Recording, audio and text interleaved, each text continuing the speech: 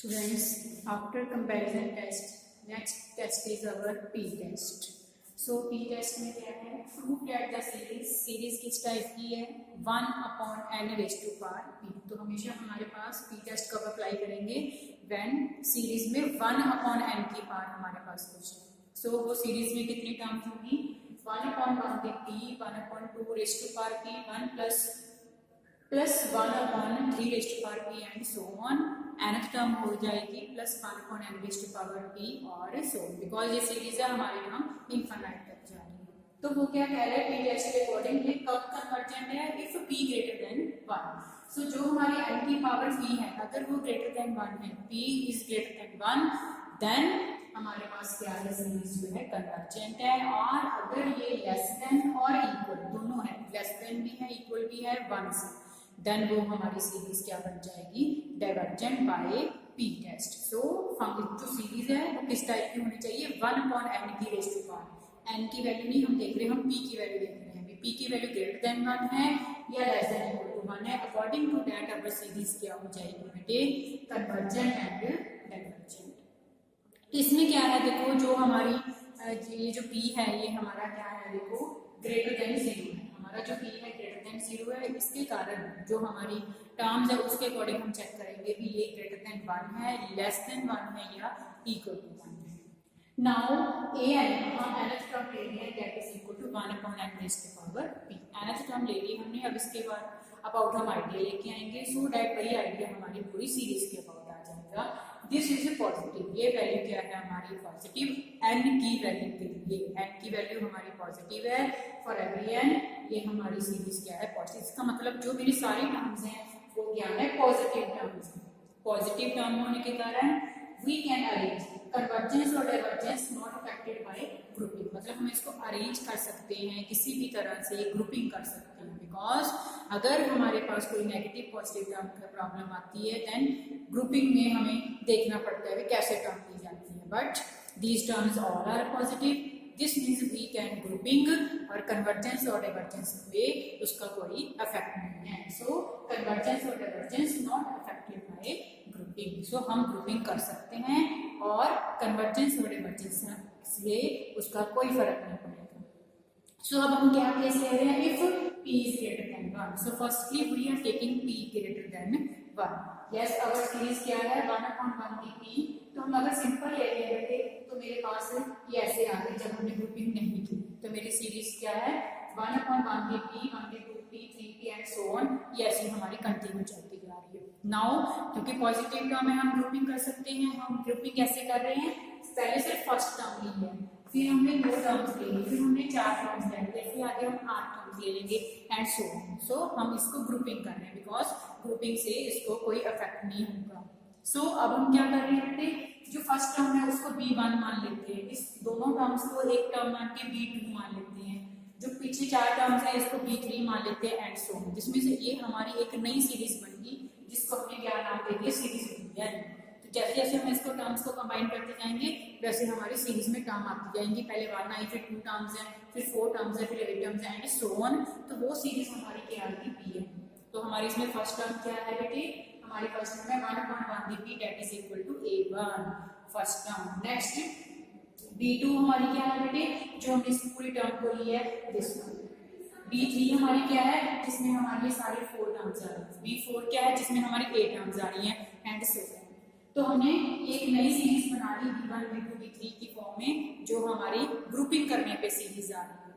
Next बेटे हमने इसको एज इट इज लिख दिया because 1/1 dp as it is हम लिख सकते हैं. इसको हम सॉल्व करेंगे तो भी हमारे पास 1 ही आएगा. But in second term we can check this is 1/2 dp plus 1/3 dp. तो वो क्या कह रहा है कि हम इसको कैसे लिख सकते हैं? पहले हमारा इक्वल चल रहा था 1/2 dp as it is, but 1/3 2p को हमने 1/2 dp लिखा और उसमें लेस देन की इक्वालिटी आ गई. तो ये इसमें क्या है? You know 3 is greater than 2. 3 2 से बड़ा है. तो जब हम इसमें पावर ले लेंगे तो भी इसमें कोई फर्क नहीं पड़ेगा. Next step is we are taking reciprocal. हमने रेसिप्रोकल ले लिया जिससे हमारी इक्वालिटी क्या होगी बेटे? चेंज होगी. जिसमें जो 1/3 dp है वो क्या हो गया? लेस. किससे लेस हो गया बेटे? 1/2 dp. सो हमने 1/3 dp को किससे लेस ले लिया? 1 upon 2d p और जो फर्स्ट टर्म है नाउ ये क्या होगी सेम टर्म होगी एलसीएम क्या है 2d p पर ये 2 टर्म्स बनेंगी जिस become 2 upon 2 raised to power p। जब हम 2 को नीचे लेके जाएंगे बिकॉज इसके बाहर 1 है तो ये क्या बन गया p minus 1। तो हमारी इक्वालिटी क्या चल रही थी लेस देन और ये वैल्यू किसकी है b2। So b2 is less then 1 upon 2 the power p minus 1 आ गया और हम इसको ऐसे भी लिख सकते हैं ये इसकी वैल्यू। और अगर मैं फर्स्ट टर्म पे जाऊं ये भी फर्स्ट टर्म है तो मैं इसको ये लिख सकती हूं 2 की power p minus 1 raised to power 0 because anything raised to power is 0 वो तो 1 ही बन जाएगा और वो क्या बन जाएगा 1 raised to power p बन जाएगा। नेक्स्ट अब थर्ड टर्म है b3 इसमें क्या आएगा 1p 4p 5p 6p and 7p। Now again बेटे वही चीज डिस्कस करेंगे यहाँ पे 4 के फॉर्म में टर्म ले लेंगे जैसे हमने 2 और 3 का डिस्कस किया यहाँ पे 4 और हम किसका डिस्कस कर लेंगे 5 का 4 और 6 का 4 and 7। Again we have same equality that is less than तो first term as it is but 5p की बात करेंगे वो किससे लेस हो गया 1/4p 1/6p की लेस करेंगे less than 1/4p and so अब इसमें क्या है 4 टर्म्स है एलसीएम सेम है तो ये क्या बन गया 4 upon 4 raised to power p। इसको नीचे लेके आए बेटे ये p minus 1 बन गया और we can write as 4 to the square तो 2 की power p minus 1 as it is पर क्या आ गया बेटे मेरा स्क्वायर आ गया। तो हम एक डिफरेंट सीरीज बना रहे हैं जिसमें 2 की p minus 1 की पावर आ रही है। तो जब v 1 था तो 0 पावर आई है 2 है तो 1 पावर आई है बेटे और जब 3 है तो क्या आई है 2 पावर आई है तो एक कम पावर आ रही है और फैक्टर क्या आ रहा है 2 की पावर p minus 1 2 की पावर p minus 1 2 की पावर p minus 1 बट जब b1 है तो 0 आई है b2 है तो हमारी 1 आई है एंड सो इसीलिए सिमिलरली ऐसे चलते जाएंगे तो bn क्या आ जाएगा 2 की पावर p minus 1 पर पावर क्या आ जाएगी बेटे एक n minus 1 एक कम आ जाएगी n टर्म के लिए because we are solving for bn। So मेरे पास सीरीज bn क्या आ गई बेटे 1 upon 2 की power p minus 1 n minus 1। ये मेरी एक और सीरीज बनेगी जो कि अगेन इनफिनाइट सीरीज है but this is a GP series क्योंकि इसमें रेशियो क्या आ रही है सेम आ रही है।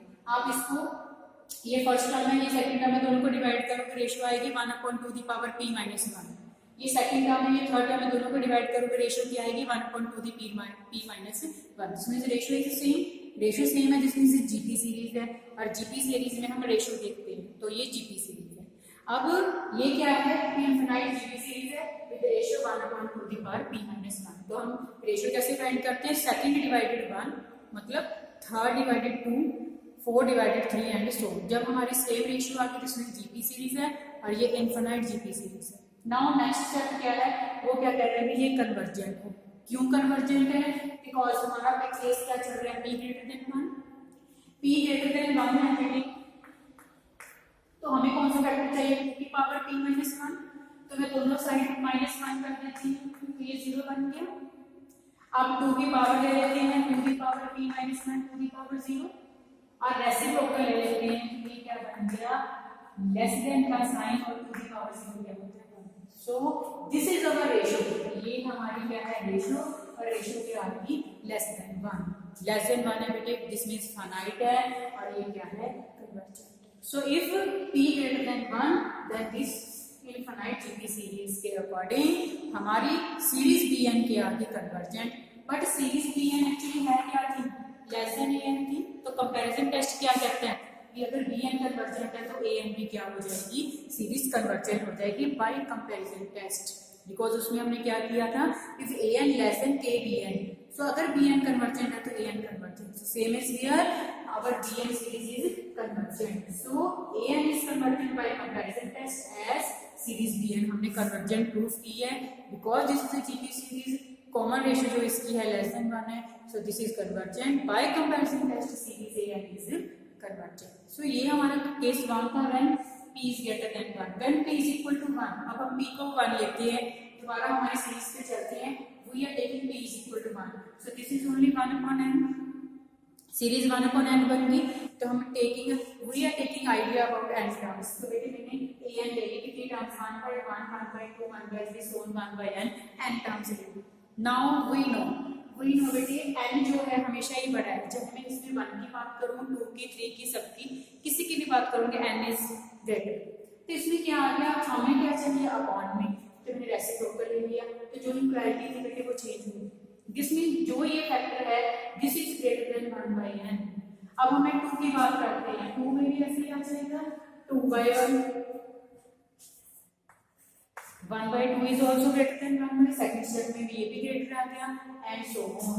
तो अब हमारे सारे जो एलसीएम है वो हमारा n आ रहा है, पर ये टोटल टर्म्स कितनी है बेटे, n टर्म्स नहीं है, तो ये क्या बन गया, ग्रेटर देन का sign as it is n/n, और n/n क्या हो जाएगा बेटे 1 हो जाएगा। This means this series is greater then 1, 1 से बड़ी वैल्यू है, हमें नहीं पता कितनी है, इनफाइनाइट बन जाएगा। This means this is divergent. So now our series an is divergent, so series is also divergent. So this is for p is equal to 1. Lastly, now we take p less than 1. अगर p less than 1 है बेटे, now अब हम इसमें discuss करते हैं p हमारा क्या है बेटे, p is less than 1, हम n की बात ले लेते हैं, n की बात this, but when we are taking reciprocal हमारे पास ये बन जाएगा बेटे 1/n equality change greater than 1/n की पावर 1। नाउ कंपैरिजन टेस्ट क्या कहता है, we know this is divergent, 1/n is divergent, this means 1/n is divergent by comparison test, और ये जो डाइवर्जेंट है यहाँ पे हमने भी प्रूफ किया है। So if this is divergent by comparison test 1/n is divergent. What is 1/n? Our series P series. So this divergent. So by comparison test series 1/n raised to power P is also divergent. So conclusion क्या है बेटे? P test क्या कहता है कि if this whole test depends upon value of P. So if P is greater than 1 then convergent है बेटे. But when less than equal to 1 है then हमारा क्या है डाइवर्जेंट। सो जब हम क्वेश्चंस करेंगे, क्वेश्चंस में हम क्या डिस्कस करेंगे, हम पहले ये सीरीज को चेक करेंगे भी उसकी p की वैल्यू क्या है, ग्रेटर देन 1 है, लेस देन 1 है, या इक्वल टू 1 है। तो उसके बाद बाय कंपैरिजन टेस्ट हम कन्वर्जेंस और डाइवर्जेंस डिस्कस करेंगे।